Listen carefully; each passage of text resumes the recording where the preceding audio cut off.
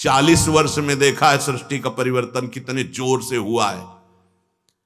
अब अगले जन्म में साधना होगी, बहुत कठिन बात है, क्योंकि जो पहले एकांत सेवन करके चित्त वृत्ति बहिर्मुख ना होने पावे, हम लगाते थे मोबाइल देवता की सृष्टि कर दी, वो कुन्न कुन्न बहिर्मुख ही बनाए रखेंगे। जहां हम दूसरे से बात करने से डरते थे, वहां सैकड़ों मैसेज हमारे पास दिन भर आएंगे, हम क्या वृत्ति भगवदाकार कर पाएंगे। जहां हम किसी से संबंध ना रख करके एक सच्चिदानंद से संबंध जोड़ना चाहते हैं, हजारों नंबर सेव किए हुए हैं, कैसे बनेगा? कैसे भगवदानंद में खिलवाड़ समझ रखा है। अब ये हो गया है आगे, और जहां इज्जत मानी जाती थी, धर्म माना जाता था, मर्यादा माना जाता था, वहां मनोरंजन शुरू हो गया है। जिसे हम मानते थे कि हमारा जीवन भ्रष्ट हो जाएगा, वहां हमें कोई मतलब नहीं रह गया उस विषय से। साधना, साध्य, ब्रह्मबोध, भगवत प्रेम, देखो आगे चल करके केवल शब्द शास्त्रों में लिखे रहेंगे। कोई बिरला ऐसा होगा जो एकांत सेवन करके अपने चित्त को सच्चिदानंद में स्थापित कर पाए। इसलिए हमें लगता है ये प्रार्थना मत करो कि आगे जन्म हो, ये प्रार्थना करो कि प्रभु अब कलिकाल में दोबारा जन्म ना हो, और हो तो आप हमारे साथ आना। अर्थात महाभागवत के रूप में जन्म हो, सिद्ध पुरुष के रूप में जन्म हो, जगत मंगल हो, कोई बात नहीं, लेकिन साधक बना के मत भेजना, क्योंकि अब साधना के लिए ना तो आपके महापुरुषों का सानिध्य मिल पाएगा और ना आपकी आराधना करने का आहार विहार वातावरण मिल पाएगा। सच्ची मानना, प्रतिपल बदलता चला जा रहा है, बड़ी तेजी से रजोगुण तमोगुण की बाढ़ आती जा रही, तुम्हें नहीं दिखाई दे रहा। सतोगुण छुपता चला जा रहा है, हटता चला जा रहा है। साधक और चाह, कैसा प्रश्न। साधक, साधना क्या होती है? बोले भगवान ने हमारी साध पूरी कर दी। साध माने समझते हो? चाह। तो साधन क्या है? साधना, कोई चाह ना रह जाए, यही साधना है। और साधक और चाह, ये तो बड़ी विचित्र प्रश्न हो गया। साधक और चाह, और यहां चाह के बिना कुछ है ही नहीं। बड़ा विचित्र साधना का स्वरूप, बड़ा विचित्र।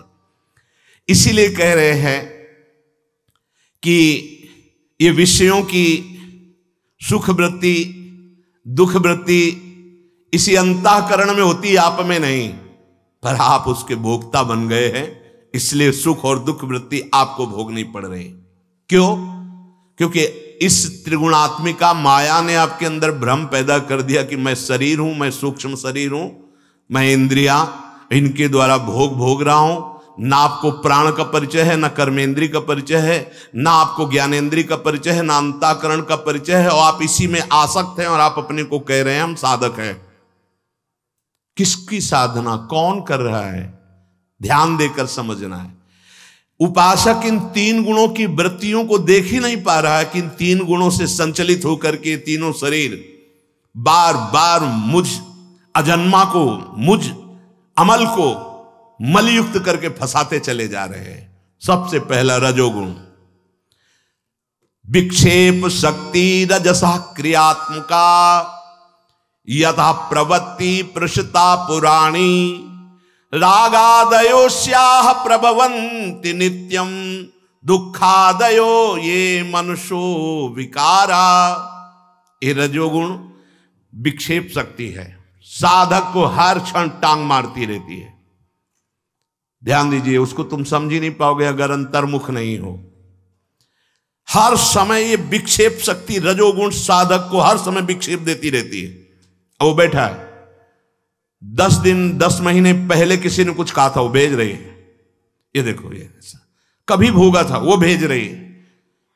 नाना प्रकार की देखी सुनी भोगी बातें जहां आप शांत हुए तो भेज रही, वो विक्षेप पहुंचा रही। निरंतर एक रस धारा भगवत चिंतन में बार बार विक्षेप पहुंचाना है रजोगुण का लक्षण है। समस्त क्रियाओं के संकल्प इसी से बनते हैं, रजोगुण से। राग और दुख ये दोनों भोग इसी से होते हैं। राग हो जाना, प्रतिकूलता मिलने पर दुख हो जाना, ये काम का जनक है, पिता है, इसी से काम पैदा होता है। और क्रोध का जनक काम है, काम से ही क्रोध हो। जहां विषयों का चिंतन होने लगे समझ लेना रजोगुण छा गया तुम्हारे हृदय पे। ध्यायतो विषयान पुंसास संगास्तेषु उपजायते, संगात संजायते कामः, कामात् क्रोधो भी जायते, क्रोधात् भवति सम्मोहा, सम्मोहात् स्मृति विभ्रमा, स्मृति भ्रंशात् बुद्धिनाशो, बुद्धिनाशात् प्रणश्यति। जहां बैठ के विषयों का चिंतन होने लगे समझ लेना रजोगुण छा गए, अब नाश कर दे गए। उसी समय यही डर हरिवंश हित जिनो भ्रमय गुण सलिल पर जे नामंगन मंगल लोक त्यों सुहरि पद भजु न विलंब करे। जहां तुम्हारा विषय चिंतन चीख पड़ो राधा राधा राधा राधा, ये क्या होने जा रहा है, ये तो अंदर गड़बड़ मचा देगा। जहां ध्यायतो विषयान पुंसा संगास तेसुपजायते, उसी समय भोग की लालसा पैदा हो जाएगी और कुछ क्रिया हो या ना हो हृदय वैसे ही गंदा हो जाएगा। चिंतन गंदा होना सबसे खतरनाक काम है। ध्यायतो विषयान पुंसाद संगास तेसुपजायते। हम हर जगह क्रोध को सह सकते, लेकिन कामना पूर्ति ना हो तो क्रोध भयंकर रूप धारण कर लेता है। तो कह रहे काम होना, क्रोध होना, लोभ होना, दंभ होना, दूसरे के गुणों में दोष देखना, असूया, अभिमान, ईर्ष्या, मत्सर, ये सब रजोगुण से प्रकट होते हैं। ये तुम्हारे धर्म नहीं, ये रजोगुण के धर्म है। काम होना, क्रोध होना, लोभ होना, दंभ होना, असूया, दूसरों के गुणों में दोष दर्शन करना, निंदा करना, अभिमान, ईर्ष्या, मत्सरता, ये सब रजोगुण के धर्म है। अगर राजसिक भोजन होगा, रजोगुणी लोगों का संग होगा तो रजोगुण बढ़ेगा। रजोगुण बढ़ेगा तो काम होगा, क्रोध होगा, लोभ होगा, दंभ होगा, दूसरों के गुणों में दोष दर्शन होगा, अभिमान होगा, ईर्ष्या होगा, मत्सरता होगी, निंदा होगी। चौपट हो गया, साधक चौपट हो गया, भ्रष्ट हो गया। रजोगुण, ये जो तुम अच्छा अच्छा चाट पकौड़ा खाने की कोशिश करते हो, रजोगुण पैदा करेगा। तुम्हें डर नहीं लगता? प्याज लहसुन क्यों मनाए हो? कोई मांस है क्या? कोई निंदनीय वस्तु है क्या? जहां आलू पैदा होती है वहीं प्याज और लहसुन पैदा होता है। वो तमोगुण पैदा करता है। सिर्फ तमोगुण के कारण उसका त्याग किया गया है। उसमें किसी की हिंसा थोड़ी होती है। जहां मूली पैदा होती, गाजर पैदा होती, आलू पैदा होती, वैसे ही प्याज लहसुन पैदा होता है। सिर्फ भगवत प्राप्ति के लिए हमें जो बुद्धि शुद्ध चाहिए वो रजोगुण नहीं, वो तमोगुण पैदा करता है, इसलिए उसका त्याग किया गया है। रजोगुण कितना खतरनाक है, और हम चाहते हैं बढ़िया बढ़िया ऐसा ऐसा ऐसा, ये सब रजोगुण पैदा करेगा। और रसेंद्री पा रही है और आप पा नहीं रहे हो। आप रसेंद्री के चक्कर में पड़ के अपने अंतःकरण को रजोगुण से युक्त करके भ्रष्ट होने की मार्ग की प्रवृत्ति कर। ये खाना पीना बहुत होश से, जैसा खाओगे अन्न वैसा बनेगा मन, जैसा पियोगे पानी वैसी बनेगी वाणी, जैसा करोगा संग वैसा चढ़ेगा रंग। ये बात साधु ही की है, परमार्थ की है, अध्यात्म की। इसे समझो। भोजन से ऐसे डरो जैसे विष से डरा जाता है। सात्विक भोजन, आपके केवल प्राणों का पोषण होना है। अगर किसी भी भोजन का नाम सुनकर के हर्ष आ गया तो तुम साधक हो? विषयी पुरुष साधक कैसे हो सकता है? भोगों की वस्तुओं में उसको हर्ष आ जाए। आज क्या है, आज ये भूख लगे आई। साधक का मतलब है केवल प्राणों का पोषण। हमने देखा है, एक परमहंस जी के साथ कुछ दिन रहे, तो जैसे भंडारा हो रहा है या भिक्षा बट रही, तो गए नारायण नारायण, उस सामने जो पदार्थ लेके आए, ये नहीं ये नहीं ये डाल दो। बिल्कुल साधारण रूखा सूखा वाला वस्तु ली और गंगा के किनारे गए, ब्रह्मार्पणम करके और वर्षों से पा लिया। जैसे उनसे स्वामी जी बट तो ये भी रहा था, आपने क्यों नहीं? नहीं, अब हम लोगों को कोई मेहनत तो करनी नहीं होती, थोड़ा बस प्राण पोषण के लिए चाहिए, इसलिए इतना ले लेते। उन्होंने त्याग वैराग्य नहीं बघाड़ा कि उसमें रजोगुण आएगा, उसमें कुछ नहीं। उनका मेहनत तो करनी नहीं होती, शांत बैठना होता। शांत बैठने के लिए थोड़ा अल्प भोजन और सूखा भोजन। पूज्य पादुड़िया बाबा, जिसका भोजन सरस बराबर भजन नीरस, जिसका भोजन नीरस बराबर भजन सरस। क्या करने आए हैं उपासक, चाहे गृहस्थ हो या विरक्त? क्या करना है? भोजन नीरस भजन सरस। भोजन सरस भजन नीरस। देखो, अरे कई कई दिन भोजन नहीं, ऊपर से अपमान और प्रकृति का सीधा वार सहना। पर इसी भाव से सहा जाता था, इसी भाव से नहीं। ये त्वगेंद्री का विषय, सर्दी गर्मी, ये प्रकृति जनित रचा हुआ शरीर जड़ है, ये मैं नहीं हूं। ये जो शीतलता का मुझे भ्रम हो रहा है मेरी आसक्ति का कारण है, मेरे को नहीं है। भीषण सर्दी में भी कभी कोई परवाह नहीं। वास्तविक जैसा तुम चिंतन करोगे वैसी तुम में शक्ति जागृत हो जाएगी। रजोगुण सुना, ये रजोगुण भोजन अगर आप पाओगे तो आपके अंदर काम, क्रोध, लोभ, दंभ, असूया, अभिमान, ईर्ष्या, मत्सर, निंदा ये आ जाएंगे भाई। रजोगुण का काम है विक्षेप शक्ति, भजन नहीं होने देगा। 2-4 बार राधा राधा कहोगे खत्म, चिंतन बाहरी हो रहा है, विषय चिंतन हो रहा है। ठाड़े बैठे परे उताना, कबीर कहे हम रहे ठिकाना, अपने आराध्य देव के चिंतन में रहता है। चाहे वो भोग के समय हो या योग के समय हो, इसकी स्थिति एक ही रहती है। चाहे वो पदार्थ पा रहा हो या पदार्थ निवृत्ति एकांत में हो, चाहे वो सभा में हो या एकदम गुफा में हो, दोनों उसके लिए समान रहते हैं, क्योंकि रहे ठिकाना अपने आराध्य देव की चिंतन में रहता है। इसलिए कोई गुण धर्म उसे प्रभावित नहीं कर पाता। ध्यान रखना, अगर नाम चल रहा है तो कोई भी गुण धर्म तुम्हें प्रभावित नहीं कर पाएगा, और नाम नहीं चल रहा तो ये गुणानुगुण वर्तनते जबरदस्ती आपसे करवा लेंगे। हरिमाया बलवंत भवानी, जाहि न मोह कवन अस ज्ञानी, ज्ञानी नाम अपचेतांश देवी भगवती हिसा, बलादा कृष्ण मोहाय महामाया प्रेक्षति। ये रजोगुण विक्षेप शक्ति है, ये क्रियाओं में फंसा देती है। काम, क्रोध, लोभ, दंभ, असूया, अभिमान, ईर्ष्या, मत्सर, निंदा। इसलिए भोजन पर सुधार रखो। भोजन सात्विक, संग सात्विक, वातावरण सात्विक। पीछे बताया गया था कि अगर 10 ये सात्विक हैं तो सात्विक और राजसिक हैं तो राजसिक। अब आगे महामहिमा तमोगुण की सुन लीजिए।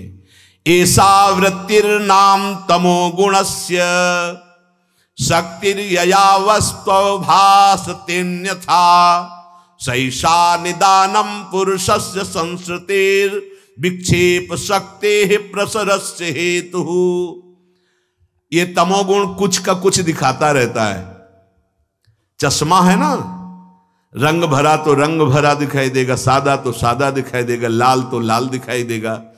ये तमोगुण आवरण शक्ति है, रजोगुण विक्षेप शक्ति है, तमोगुण आवरण शक्ति ढक दिया।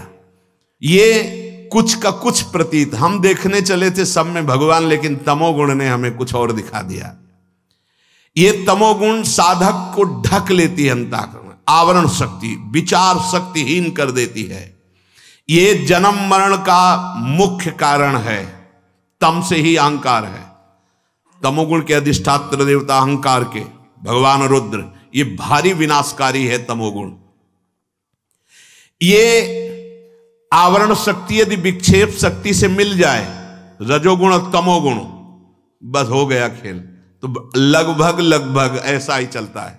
सतोगुण तो 24 घंटे में अगर कोई सात्विक आहार आदि है तो थोड़ी देर के लिए आया, बका ये ही दोनों अपना प्रभाव रखते हैं, विक्षेप शक्ति और आवरण शक्ति।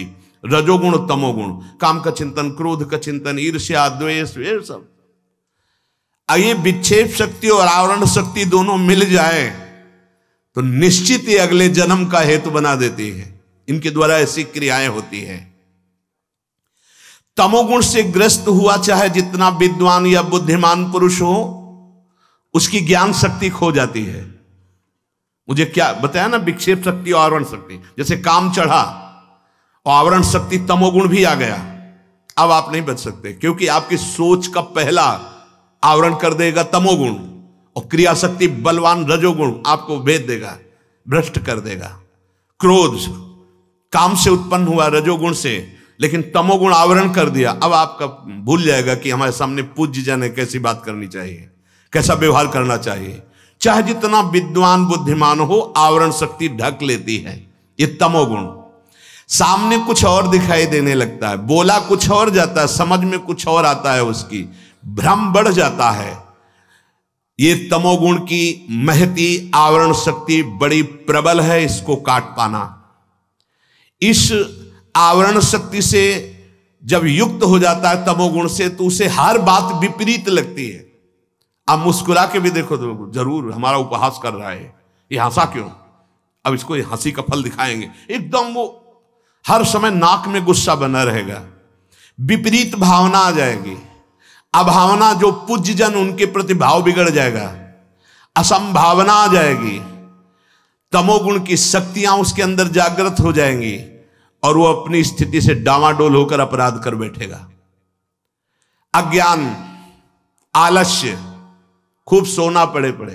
अरे कोई कोई तो साधना ही सोने की करते हैं।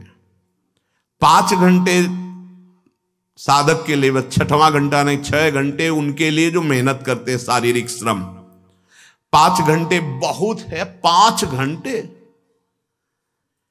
1.5-2 घंटे में विश्राम पूरा हो जाता है अगर अच्छा उपासक हो। चलो भाई 3 घंटे सही, 5 घंटे तो पर्याप्त हो गए। लेकिन कोई कोई 10 घंटे के ऊपर भी लांघने की सामर्थ्य रखते हैं। तो धन्य है जीवन। जब तमोगुण में जीवन व्यतीत हो रहा है, कोई जीवन नींद लेना कोई अति पवित्र बात नहीं है, तमोगुण का लक्षण है। उचित ले लो जिससे हमारी साधना बने। युक्ताहार विहारस्य युक्त कर्मश्चेष्टसु, हमारी नींद भी चलो साधना में सहायक हो। 4 घंटे 5 घंटे ऐसा 6, एक नियम होना चाहिए। ये तमोगुण का, नींद का ऐसा प्रभाव है कि बहुत जल्दी ये आवरण ढक लेता है। तो अज्ञान पहला, फिर आलस्य नहीं होना चाहिए। इससे लड़ाई की जाती है और इससे जब लड़ाई कर दो तो आखिरी में विदा भी हो जाता है, जाओ हम तुम्हें छोड़ते हैं। अखियां रूप के रंग रंगी, निरख स्वरूप कुंवरी राधे को या ही माही पनी, न सोई न जगी। एक अद्भुत, अरे परमानंद प्राप्ति के मार्ग में हो, काहे को इतना समय बर्बाद करते हो। ऐसी लगन लगनी चाहिए जैसे गरीब आदमी धन कमाने का अवसर मिला हो तो ओवर टाइम करता है। इतने से बच्चों की व्यवस्था हो जाएगी, इतने से पढ़ाई की व्यवस्था, इतने से घर की व्यवस्था। ऐसे हमको भजन में लगना चाहिए। सब सो रहे हैं, अवसर मिला 1 घंटा और भजन कर ले, फिर लेट गए, थोड़ा आराम किया, फिर स्नान सोच, अपनी दिनचर्या। अच्छा, अपने लिए तो, विरक्त मार्ग के साधक के लिए तो एक ही काम है, भजन करना। जब समय मिले हम अपनी नींद को पूरी कर ले। ऐसे समय में जब सब सो रहे हैं तो हम थोड़ा 1 घंटा तो निकाल ले कि उस समय हम जाग कर, सबके बीच में सब सो रहे हैं, हम जग करके मंत्राकार वृत्ति कर रहे हैं। एक लगन लगनी चाहिए। 3 घंटे 4 घंटे विश्राम हो गया, 24 घंटे में बहुत है। आप जैसा अभ्यास करेंगे वैसा ही हो जाएगा। निद्रा, ये आलस्य जड़ता प्रकट करती है। माला लिया, अब जमवाई शुरू। ये तमोगुण का लक्षण। तुम्हारे खान पान में, तुम्हारी रहने में कमी है, देखो ना आप, देखना तमोगुण बढ़ जाएगा तो ये स्थिति है। जड़ता, आलस्य, निद्रा, प्रमाद, अज्ञानमालस्य जडत्व निद्रा, प्रमाद मूढ़त्व मुखास्तमो गुणाः, एतैः प्रयुक्तो नहि वेत्ति किंचित् निद्रालवस्तम भवदेव तिष्ठति। निद्रा, प्रमाद, मूढ़ता, क्रोध आदि की वृत्तियां भयंकर रूप धारण कर लेना, विक्षेप शक्ति, क्रोध और तमोगुण का आवरण, हिंसा आदि भारी दोष इससे हो जाते हैं। इनसे युक्त हुआ पुरुष कभी परमार्थ को नहीं समझ सकता। वो अधिकतर निद्रालु ही रहता है। अभ्यास योग युक्तेन चेतसा नान्यगामिना। आप देखो, अगर आप ढिलाई करोगे शरीर मान करके तो बहुत घाटा हो जाएगा। आप स्थूल शरीर नहीं हैं, आप सूक्ष्म शरीर नहीं हैं, आप इंद्रियां नहीं हैं, आप प्राण नहीं हैं, आप अंतःकरण नहीं हैं, आप आत्मस्वरूप हैं। इनसे डट करके भजन करवाइए। ये आप नहीं हो जो विलासिता में इनको नष्ट कर रहे हो। अज्ञान, आलस्य, जड़ता, निद्रा, प्रमाद बड़े खतरनाक ये हैं। मूढ़ता, ये सब तमोगुण के लक्षण हैं। तमोगुणी पुरुष में निद्रालुता और स्तंभता ये बनी रहती है। नहीं करना, कोई भी सत्कार्य करने के लिए मन ना होना, अधिकतर पड़े सोते रहना, घाटा बर्दाश्त नहीं। अब आया जो आवश्यक है अपने को, सतोगुण। बोले सत्वम विशुद्धम जलवत् तथापि ताभ्याम मिलित्वा शरणाय कल्पते यत्रात्मबिंबः प्रतिबिंबितः सन् प्रकाशयत्यर्क इवाखिलम जडम। सतोगुण भगवान का भजन कराने में बहुत सहयोगी है। बहुत अच्छे विचार, बड़ी दयालुता, शांति, ये पर यदि ये रज और तम से मिल गया तो इसका प्रभाव फिर बदल गया। रजोगुण तमोगुण मिल गया तो कुछ नहीं कर पाएगा, बहुत भयानक है रजोगुण। इसीलिए भोजन बहुत समझ के बोले ये नहीं खाना, ये नहीं खाना। ये संत जन रोकते क्यों रहते हैं? इसीलिए कि तमोगुण बढ़ जाएगा, तमोगुण बढ़ जाएगा, रजोगुण बढ़ जाएगा तो आप कुछ के कुछ हो जाएंगे, समझ में नहीं आएगा। अरे बड़ा विचित्र खेल है, बड़ा विचित्र खेल है। धातु का प्रयोग नहीं करना, ये नहीं खाना, ऐसे चलना, ये संतों ने जो कहा है, शास्त्रों ने जो कहा है, वो हमको समझना होगा। हमको इससे राग त्यागना कि मोटी मोटी अंगूठियां धारण करनी, छल्ले, मोटी मोटी अंगूठियां, सोने के जंजीर, सोने का मांस, इससे क्या होगा? ये कोई अच्छी चीज है क्या? वास्तविक हम निकले हैं परम आनंद सिंधु भगवान की प्राप्ति के लिए। ये सब क्या है? ये है क्या? चार लोग यही तो देख के कहेंगे कि बहुत, इससे क्या होगा? सोने का पहाड़ है 4 लाख योजन, 1 योजन 4 कोस, 1 कोस 3 किलोमीटर, 4 लाख योजन का है। यार क्या हो तुम? क्या है? किलो 2 किलो सोना पहन लिया, कोई ऐसी इधर उधर की, ये क्या है? कोई महत्वशाली बात है क्या? जो वैराग्यवान महत्वशाली है उतना ब्रह्मा भी महत्वशाली नहीं है। आप समझो इस बात को। कोपी न बनता खलु भाग्यवंता। जो सच्चिदानंद में वृत्ति जोड़े हुई है, किसी भी स्थिति में है बाहरी, उस बाहरी स्थिति का प्रभाव उसके अंतर में कोई नहीं पड़ता। इस बात को नहीं समझा जाता। हम चले हैं किस मार्ग में, कर क्या बैठते हैं, ये बहुत बड़ी हानि हो जाती है। हमारा वैराग्य अंतर का प्रतिपल बढ़ना चाहिए। हमें कुछ अच्छा, जब हम ये सुने कान से कि अमुक साधक तो केवल बस 4 रोटी ले ली, सब्जी, वो तो और कुछ खाता है, तो छाती फूल जाएगी। हाँ सही है। आप हरि और गुरु का स्वभाव नहीं जानते हो। माता की तरह अत्यंत करुणामय होते हैं। जो चाहो वो व्यवस्था हो जाएगी, लेकिन वो व्यवस्था संतुष्ट करेगी। जब हम आपको देखेंगे वैराग्य के रहने में तो हमारी छाती फूल जाएगी। जब आपको हम देखेंगे विलासिता की तरफ बढ़ रहे तो देव ही रहे, आराध्य देव गुरुदेव, पर संतुष्टता होगी। साधक अपने साथ बहुत बड़ी हानि कर रहा है, ये नहीं जान रहा कि मैं फिसल रहा हूं, मैं गिर रहा हूं। इंद्रियों की अधीनता, इंद्रियों की विलासिता, ये हमारा नाश है। सत्वगुण जब आता है तब एक शांत वृत्ति होती है, मन भजन में लगने लगता है। ये जड़ पदार्थों की तरफ से अपने आप घृणा होने लगती है, भोगों की तरफ से। ये सत्वगुण का प्रभाव है। अमानित्व, ये सत्वगुण का प्रभाव है।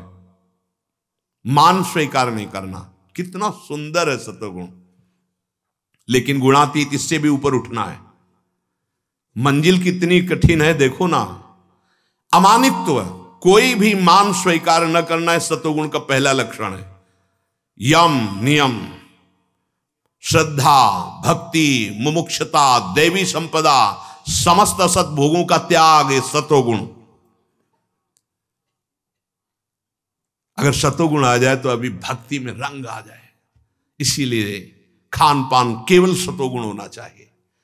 दृश्य सत्वगुण, पाठ सत्वगुण, जो हमारे पढ़ने के विषय बहुत, इसीलिए कहा जाता है समाचार मत पढ़ो, उसमें रजोगुण तमोगुण की वृत्ति बढ़ जाएगी। कोई भोग विलासिता की बात, कोई हिंसा की बात, ऐसा क्यों हुआ, उसका चिंतन बनेगा। आपको विक्षेप पहुंचाने वाला, आवरण पहुंचाने वाला तमोगुण रजोगुण बढ़ जाएगा। इसलिए बहुत सावधानी, यदि आप भगवत मार्ग में हो तो बहुत सावधानी से। जब सतोगुण रज और तम से बिल्कुल अलग हो जाता है, रज और तम एक तरह से समाप्त हो गया, शुद्ध सतोगुण आ गया। पहले तो सतोगुण जिसमें रज भी आ सकता है, तम भी आ सकता है। शुद्ध सतोगुण ज्यों ही आया तो अखंड प्रसन्नता। देख लो, अखंड प्रसन्नता किससे आई? रुपया से नहीं, भोगों से नहीं, पदों से नहीं, कभी प्रसन्नता नहीं आ सकती इससे। शुद्ध सतोगुण आया तो अखंड प्रसन्नता आ गई। शुद्ध सतोगुण आया तो आत्म अनुभव की तरफ बढ़ गया। इसीलिए बहुत आवश्यक है सतोगुण। शुद्ध सतोगुण आया तो परम शांति स्थापित हो गई, तृप्ति हो गई। अब किसी भी विषय की इच्छा नहीं होती। आत्यंतिक आनंद की उत्पत्ति, और फिर शुद्ध सतोगुण भी लय हुआ तो परमात्म स्थिति। ये हो गया गुणातीत स्थिति। अभी हम फंसे रजोगुण तमोगुण, कभी कभी सतोगुण। इसलिए उपासक को चाहिए कि सूक्ष्म शरीर अंतःकरण में अंतर्मुख रहते हुए देखता रहे इस समय कौन सा गुण बढ़ गया, रजोगुण बढ़ गया कि तमोगुण बढ़ गया। अगर ये सब देखने की तुम्हारी अभी विवेक शक्ति जागृत नहीं हुई तो एक प्रार्थना केवल मान लीजिए, राधा राधा राधा, ये छूटने न पावे तो सबसे बचा लेगा। है ना इसका प्रभाव। तभी महाप्रभु हरिवंश चंद्र जो इशारे में कह दिया कि इह डर ही डरपि हरिवंश हित, जिनो भ्रमय गुण सलिल पर, जी नामन मंगल लोक सुहरि पद भजन। बोले मैं 18 वर्ष से ऐसा कर रहा हूं, मुझे कोई आनंद तो नहीं मिला। आप सिद्धांत से चलिए, 18 दिन में आनंद आने लगेगा। 18 वर्ष तो बहुत बड़ी बात है। आप रजोगुण तमोगुण के अनुसार प्रेरित होकर कर्म करेंगे और चिंतन हो रहा विषयों का 2-4 माला, तो आप सोचते हो परमानंद की अनुभूति हो जाएगी। नहीं, आप पद्धति से चलिए, सिद्धांत से चलिए। ये सत्संग ना कोई सुनने के लिए तैयार है ना कोई सुनाने के लिए तैयार है। पक्की बात मान लीजिए, सुनने के लिए तैयार है कि हमारी कामना की पूर्ति कैसे हो, जंतुर बांध दो या फल दे दो या भस्म दे दो या आप कोई कलावा बांध दो। कहां? स्थूल शरीर में। क्या होगा इससे? होगा क्या? अरे स्थूल शरीर ही नष्ट हो जाएगा। अब तक कोई कलावा नहीं हुआ, कोई जंतुर ही नहीं हुआ कि तुम्हें अविनाशी बना दे। और तू अविनाशी है, बनने की जरूरत नहीं है। बस इन विनाशियों का संबंध त्याग, इन त्रिगुण माया के संबंध से अलग तू है, इसका अनुभव करना है केवल। अब ये बात कहां समझ में आएगी? ये बात समझ में आती कि पुत्र पढ़कर कलेक्टर हो जाए, व्यापार नौकरी बन जाए, ऐसा कोई महात्मा हमको मिले कि हम कुछ उनको दे दें और वो तपस्या करें और हमारा सब मंगल होता रहे। सबकी कामना यही है। जय महाराज, बस आप हमारे पर कृपा करें, अनुग्रह करें कि हमारी कामनाओं की पूर्ति होती रहे। संतों का संग इसलिए नहीं होता है, पक्का समझना। या तो नौटंकी नाटक में तुम राजी हो रहे हो, नहीं तो संतों का संग होता है सिर्फ अपवर्ग के लिए। संत संग अपवर्ग कर, कामी भौकर पंथ। नहीं समझ में आई? तभी मानना कि साधु संग हुआ है जब भगवत प्राप्ति की लालसा पैदा कर दे उनकी वाणी, और असत मार्गों से तुम्हें जलन पैदा होने लगे और भगवान की तरफ बढ़ने लगो तो मानना सत्संग हुआ है। नहीं तो मनोरंजन है, सत्संग नहीं है। बड़े भाग पाई सत्संगा, बिना प्रयास होई भवभंगा। संसार समुद्र सूख जाएगा जब तुम्हें सत्संग प्राप्त होगा और मनन करोगे और उसके अनुसार चलोगे। बोलो, कौन सी मांग मेरी निकली? भूख प्यास प्राणों का धर्म है, इंद्रियां अपने अपने भोग धर्म में हैं, अंतःकरण उनको प्रेरित करके इंद्रियों के भोगों सुखों में मुझको भुलाए हुए है। कौन सा मेरा धर्म है?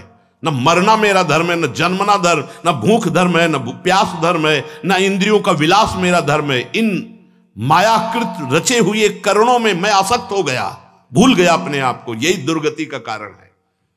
अब उसे चाहे भगवान नाम चिंतन से हटाओ, चाहे विचार के द्वारा हटाओ, तो ये विचार भी स्थायी तभी होगा जब नाम चिंतन चलेगा। तो जैसे भी बने तैसे नाम न छूटने पावे। जब किसी की तरफ देखो तो माथे पे उसके लिखो राधा राधा। जब साउंड चले तो दिमाग में तुम्हारे साउंड उतनी जोर का बजे, राधा राधा राधा। इसीलिए सांसारिक धुनियों में राधा नाम गाने की अनुमति दी कि तुम्हें सांसारिक धुनियां पसंद, गाने पसंद हैं, आप उन्हीं में राधा धुनी लगाओ। संखिया जहर को शोध करके डॉक्टर दे दे, वैद्य दे दे, तो राजक्षम आदि बड़े बड़े रोगों को नष्ट करने की सामर्थ्य होती। ऐसे ही राधा नाम किसी भी ध्वनि में अगर गुनगुनाने लगे तो तुम्हारा परम मंगल हो जाए। कल एक आए थे, वो भेष धारण की हुई थी संत का, और वो कह रहे थे 13 घंटे राधा नाम कीर्तन 24 घंटे में सुनता हूं, और वो सुना के दिखाया। 13 घंटे में अश्रु प्रवाहित करते राधा नाम। हमें अच्छा लगा, चलो काम कर रहा है, सूत्र काम कर रहा है। नहीं, श्री जी के सामने अन्य ध्वनियों के बजने की चुभन होती थी, पर लगा कि सांसारिक जीव हैं, अगर ये रजोगुणी जीव हैं, इनको सांसारिक धुनियां पसंद है, अगर ये बाहर गुनगुनाने लगे राधा राधा राधा राधा, तो हमारी बात बन जाएगी। जहर है पर अमृत मिला करके उसको दे दो तो जहर का प्रभाव नष्ट हो गया, वो अमर हो जाएगा। भाव कुभाव अनखालसहु, नाम जपत मंगल दिसिदसहु। किसी भी ध्वनि में, किसी भी भाव में आकर यदि नाम चलने लगे तो नाम का इतना बड़ा प्रभाव है। आप देखो गुणों का प्रभाव सुना, ये बायाकृत है। सच्चिदानंद भगवान के नाम का प्रभाव इन गुणों को मिटिया मेट करके भगवान का साक्षात्कार करा देता, कुछ समझ में आवे या ना आवे। ये स्थूल सूक्ष्म कारण, अभी कारण शरीर रह गया, तीनों पावन करके और सच्चिदानंद भगवान को अधीन करके हृदय में प्रकाशित कर देता है। वो भगवान का नाम है, नाम। इसलिए गोस्वामी जी ने कहा, छूटबे के जतन विशेष बांधे जाएगो, वह है विष भोजन जो सुधा सान खाएगो। राम राम राम जी जोलो तू न जपी है, तोलो तू कहूं जाए तिहू ताप तपी है। ये सतोगुण रजोगुण तमोगुण ऐसे चक्र की तरह अंतर में चलते रहते हैं और इनका प्रभाव जीव को घसीटता रहता है। वो बैठे बैठे जो जलते रहते हैं ना, रजोगुण तमोगुण, वो डिप्रेशन में पहुंच जाते हैं। ये मना ही है, ये गुण का धर्म है। इसीलिए हमें अत्यंत आवश्यक है जीने के लिए, जीवन के लिए, जीवन के बाद के लिए मुझे नाम, नाम जीने की कला नाम सिखाएगा। मेरे जीवन को धारण करने का परम लाभ नाम से मिलेगा और जीवन के बाद जो हमारी गति वो नाम होगा। इसलिए चाहे आपकी श्रद्धा बने ना बने, हमारी प्रार्थना मान करके, कुछ समझ में आवे सत्संग ना आवे, सबका आखिरी है आश्रय ले लो प्रभु का और नाम जप करते रहो, सब ठीक हो जाएगा।